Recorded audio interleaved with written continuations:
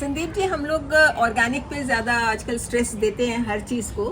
तो सबसे ज़्यादा अगर घर में आपके बनी हुई चीज़ें हैं जो आप अपने बगीचे में यूज़ करते हैं, जैसे पेस्टिसाइड्स और इंसेक्टिसाइड्स, नथिंग लाइक इट।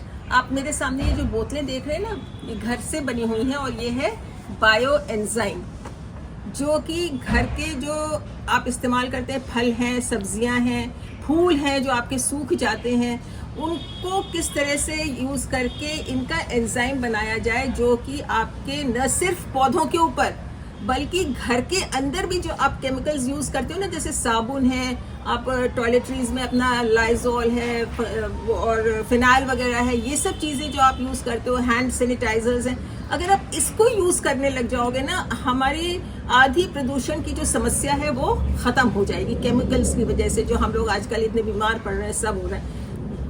छोटा सा एक फॉर्मूला है इसका, और जो कहीं पैसा नहीं लगता है इसमें, ये वेस्ट से बना हुआ है सारा। मैं बहुत इसको प्रमोट करना चाहती हूँ आपके चैनल के माध्यम से। मैं सबसे ये कहना चाहूँगी कि अपने घर में बनाएं। देखिए, ये जैसे मारीगोल्ड का है, माने गेंदे के फूलों का है। दिवाली आने वाली है, त्योहार का सीजन है, ठीक है। तो हम लोग खूब मालाएं चढ़ाते हैं, खूब मालाएं चढ़ाते हैं भगवान को, लेकिन उनका क्या हश्र होता है, भगवान के बाद वो कहाँ जाती हैं हमको पता नहीं है जब हम उतारते हैं उनको।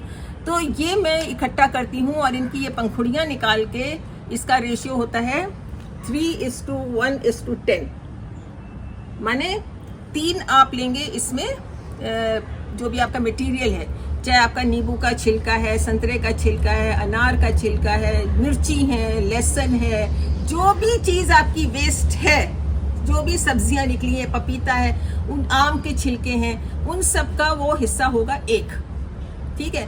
1 हिस्सा होगा गुड़ का और बाकी ये होगा 10 हिस्सा क्या होगा, पानी। 3 चीज़ें लगानी है इसमें और आपको कुछ भी नहीं करना है।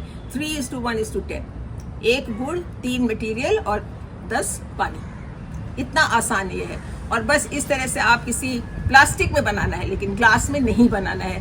क्यों? क्योंकि जब ये फर्मेंट करता है तो इसमें गैसेस रिलीज होती हैं।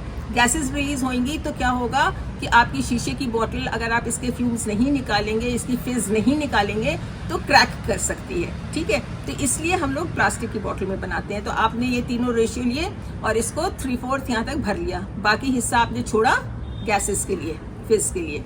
जब इसमें रोज आप इसको जब डालते हैं तो हिलाइए इस तरह से, तो आप नीचे से देखेंगे बबल्स ऊपर आते हैं धीरे धीरे, जैसे कैंपा और ये हम लोग के एरेटेड ड्रिंक्स पीते हैं ना, उस तरह से इसमें से बबल्स ऊपर आते हैं।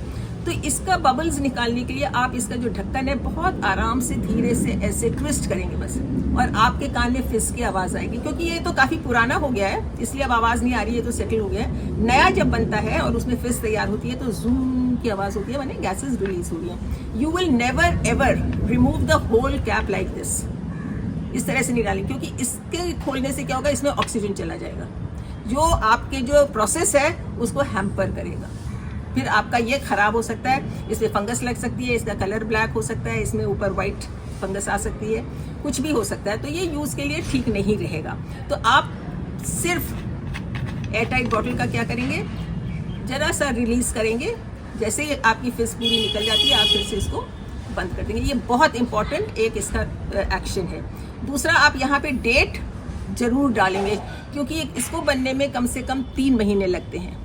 बहुत लोग कहते हैं कि क्यों नहीं प्रोसेस फास्टन अप करते हैं, जैसे आपका एक बार 3 महीने बन गया, उसमें से दूसरे वाला जब आप बना रहे हो तो उसी का थोड़ा सा डाल दीजिए तो वो जल्दी बन जाएगा। लेकिन नहीं, जो चीज़ नेचुरल वे में, नेचुरल प्रोसेस में तैयार होती है वो बेस्ट होती है। तो एक बार आप रूटीन में आ जाएंगे ना, तो आपका लगातार 3 महीने बाद आपको मिलना शुरू हो जाएगा, लगातार आप बनाते रहोगे। तो जैसे ये मैंने बनाया है मारीगोल्ड का, मैं दिखा रही थी आपको, this is a very good pesticide. हम लोग कहते हैं ना, सब्जियों के संग में अगर आप क्रिसैंथेमम्स के या गेंदे के फूल लगाते हैं तो ये ऑटोमेटिकली पेस्ट को रिपेल करते हैं, दूर करते हैं, आपकी सब्जी सुरक्षित रहती है, पेस्ट इसके ऊपर आते हैं। येलो कलर का आप देखोगे ना, जितने भी सब्जियों के संग में लगाते हैं, खेतों में भी आप देखोगे सनफ्लावर लगाया है, गेंदा लगाया है, पीले रंग का ये गुलदाउदी लगाया है, इसीलिए लगाते हैं कि येलो कलर, येलो वो भी आते हैं, कार्ड्स भी आते हैं जो आप हैंग करते हो अपने गार्डन में, कि पेस्ट आके उस पर बैठ जाता है, चिपक जाता है येलो कलर की वजह से। तो इसको आप अपने खेत में जहाँ आपने सब्जियाँ लगाई हैं वहाँ पे स्प्रे कर सकते हो। इसी तरह से ये है, देखिए, ग्रीन चिली, हरी मिर्च का, काटिए, डालिए 3:1:10 के रेशियो में। और मिर्ची तो हम ही लोग को जलन करती है, तो आप सोचिए पेस्ट को क्या करेगी। तो ये आप इसका भी स्प्रे कर सकते हो इसी तरह से, लेकिन डेट और वो जरूर डालिए और नाम जरूर लिखिए कि आपको पता रहे कि आपने कब बनाया है, 3 महीने कब पूरे हो गए और कब मुझे इसका इस्तेमाल करना है। बनाने के बाद आप इस तरह से स्ट्रेन करके बड़ी बॉटल्स में भी स्टोर कर सकते हो। स्टोर करने की इसकी कोई शेल्फ लाइफ नहीं है, जैसे ओल्ड वाइन जितनी पुरानी होगी उतनी अच्छी रहेगी, इसी तरह से ये भी खराब होने वाली चीज़ नहीं है। कभी इसमें आपके कीड़े नहीं पड़ेंगे, कुछ नहीं होगा। आजकल तो ये जो बड़े बड़े वाटर बॉडीज़ है ना, उनको क्लीनिंग इससे की जा रही है। आपने अगर आप देखते होंगे यूट्यूब में तो, या वैसे भी पढ़ने में भी आता है पेपर्स में, कि लोग ले जाके गोदावरी में या अभी यमुना जी में भी एक ड्राइव चलती है, लोग 1-1 लीटर ले जाके उसमें डालते हैं और इस तरह से यमुना का पानी साफ होता है। कोई भी ड्रिंकिंग वाटर भी आप इससे साफ कर सकते हो। इस पौधों में जब आप डालते हो, सॉइल में डालते हो, अगर ये तो मैंने आपको स्प्रे वाला बताया, ठीक है। जब आप सॉइल में इसको डालना चाहते हो तो क्या करते हैं हम लोग कि इसका एक ढक्कन 1 लीटर पानी में, मैंने वही 3-4 ml, ज़्यादा क्वांटिटी नहीं चाहिए, आप रात में डाल के रखिए, जिससे कि इसके जो माइक्रोब्स हैं वो सारे पानी में डेवलप हो जाएं।